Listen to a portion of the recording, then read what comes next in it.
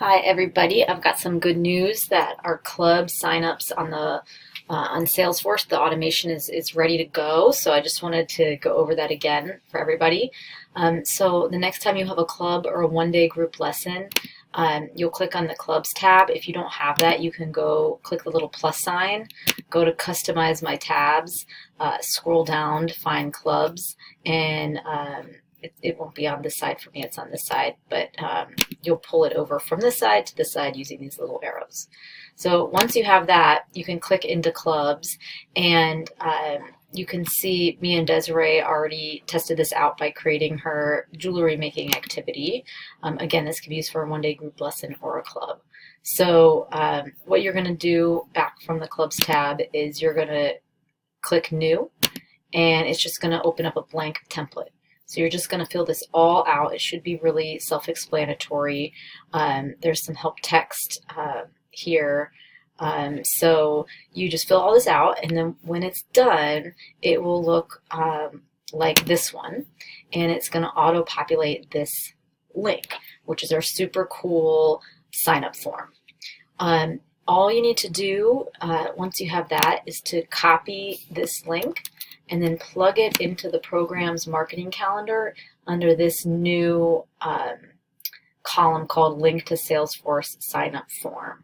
And I've already made a little video for the marketing team about using this instead of the SurveyMonkey link for signing up families. We're still going to use SurveyMonkey for volunteers. What that's going to look like once that link is there, if you click on the link, it'll take you to the place where the family can sign up.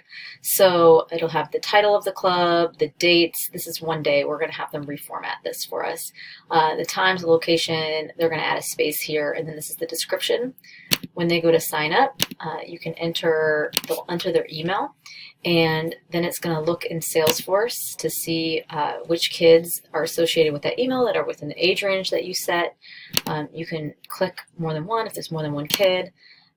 This should all look familiar. It's going to auto-populate this information, and then they can edit it. Strawberries.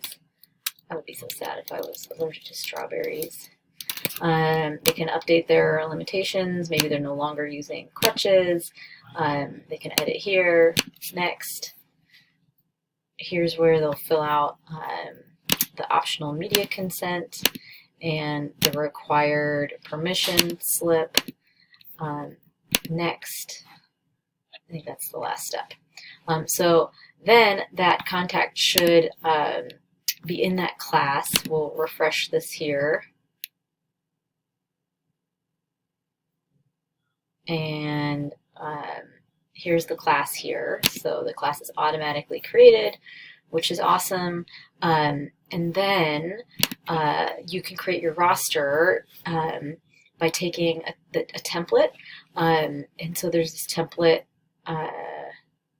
let's see, student club roster, or if you have one that you've used before, you can just use it. And you just go to customize, and you're going to just copy the title of the club.